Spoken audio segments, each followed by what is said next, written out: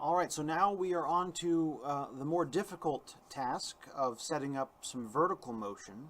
And this is where you're going to really need to pause the video. If you want to really learn the physics behind this motion, you're going to need to pause the video and try and figure this out for yourself. That's going to be very important. Let's start by just getting the syntax set up. Before we pause, before we try and figure out the actual physics, let's just get it set up so that we're ready to do that. So underneath of the H key button, where we've just appended to that list, we're going to do elif event.key, two equal signs. So again, we're checking to see if this particular key was pushed. And let's see, what key is it? Pygame dot k underscore v. So if it wasn't the H button that was pushed, then move on and check to see if it was the V button that was pushed. We're going to put in, a colon there. So if the V button was pushed, now we're going to, okay, so here's the point where we're going to have to sit and think about how we're going to simulate something like accelerated vertical motion, because this is new. So first, just try and pause the video and think about how you would tackle, because now you've got a little bit of programming under your belt, right? You've got a little bit of experience with kind of the idea of how we tell computers what to do. So try and think about how you would tell it to speed up the motion over time. Okay, so if you tried, but you're kind of stuck, right, and you're thinking, I don't even know where to start. Let's try one more thing before I actually just show us what to do here. Here is some kinematic equations. You've probably seen these before. The one that you care about is this third one. The change in position, right, the delta x, is equal to v naught t plus 1/2 at squared. So v naught here is just the initial velocity, right, times the time, plus half of whatever your acceleration is times the time squared. Luckily for us, our initial velocity is 0, right, so we can just ignore that. The ball isn't moving to start with in the vertical direction. So really the change in position is just 1/2 times our acceleration times time squared. So we've already got acceleration defined, we've got time defined, so try and think of how you would approach an accelerated motion using something like this kind of equation. Again, pause the video. This is one of the things that really is crucial. If you can wrap your head around this idea, then you've got the lion's share of the work done. Okay, so like a lot of tougher problems in the world, there's multiple ways to approach this, and so the way that you can approach it with that equation isn't actually going to be the way that we're going to do it in the long run, but I do want to show you how this could actually work. You could just use that equation and it would work just fine. So if we press the V button, well, the first thing we want to do is we want to advance time, just like we've been doing before. So we're going to do clock value plus equals 1. I also went up and changed this from the longhand to the shorthand, just so you're aware why your code looks slightly different than mine. Just because, again, we proved that it worked the other way, and so now we're just going to use the shorthand, so plus equals 1 there. Clock value plus equals 1. Okay, so we're moving time forward. And then what do we want to do? Well, we want to set the ball.y pause equal to, and what was that equation? Okay, so it was 1/2, so 0.5, times the acceleration, so we're going to do ball.y accel. And actually, since currently the ball y acceleration is 0, up above this, we're going to want to go ahead and change that. Ball.y accel equals 10. We're going to set that to 10. I know gravity is not quite 10, but for the ease of numbers, getting the concepts across, we're going to use the number 10. All right, so times the acceleration, and then times time squared. So our time is our value of the clock value, and we want to square that, so we're just going to multiply it in there twice. Clock value times clock value. All right, and so this right here it should work. I mean, that's all it would take for the y acceleration, or the y motion, to work just fine. Let's go ahead and test that. All right, so now when I press the V key, what did I do wrong? Again, I forgot to take into account the fact that we aren't starting at 0, right? We're starting at 100, so I need to offset this. Again, it's a little bit of a kind of a pain, but it's just a lot better.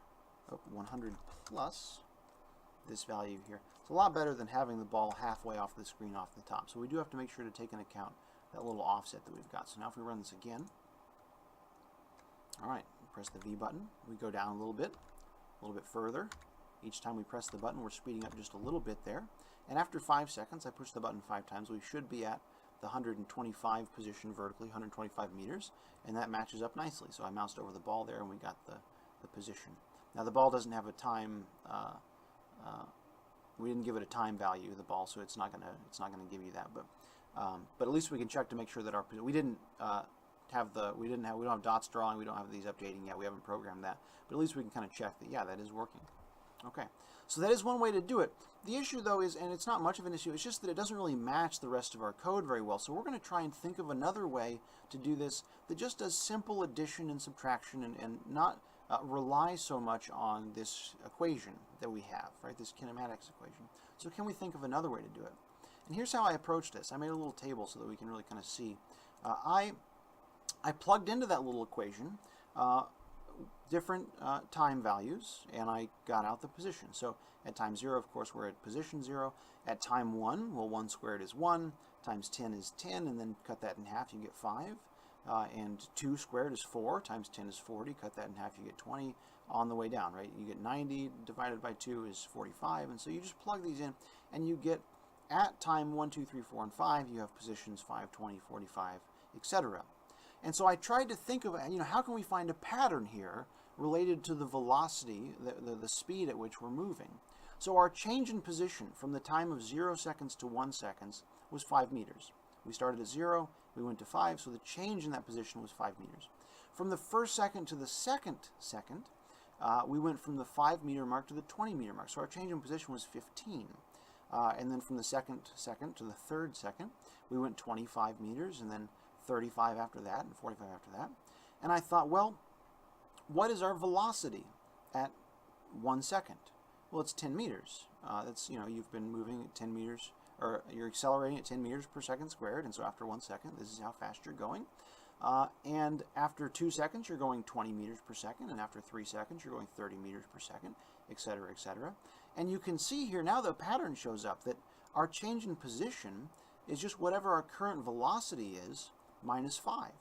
This is true of all times. And so rather than use that big bulky equation, we can just find the pattern and then program that in. So now we're just going to take the position, the velocity of our ball, and we're going to set its change in position to whatever that is minus 5. Pretty straightforward. Let's go ahead and do that. Okay, we're just going to get rid of this. We are actually, I shouldn't have. We do want to set the ball y acceleration to 10 still. And then we want to set the ball y velocity to whatever it currently is, so plus equals its acceleration. Right? Each second we're going to speed up its velocity by whatever we have set that acceleration to. And then what do we want to do with the position? Well, we want the y position to be whatever it is, plus whatever the current y velocity is, minus 5. All right, so we're not relying on that equation. It's quite a bit simpler, actually, inside of our little program, just very simple addition. And so now if we run this, we should get exactly the same thing. But we've kind of thought it through ourselves. This is more of a numerical crunching approach here. So once, twice, 3, 4, 5 times, and I still end up at 125. It's a little bit nicer. Okay. All right, how are we doing on time? So yeah, okay, so that's good for this one. Sorry, I kind of spaced out there a little bit. Well, next time we'll go ahead and add it. And actually, this next thing, so now that we've got the vertical motion working, the next step is exactly the same as what we did with the X position. And so you could try this on your own, right? Draw some indicators. A lot of this could be copy and paste, right? Draw some indicators behind the ball after you press the V button. You'll probably want to make them a different color, see if you can figure out how to do that, and we'll do that in the next video.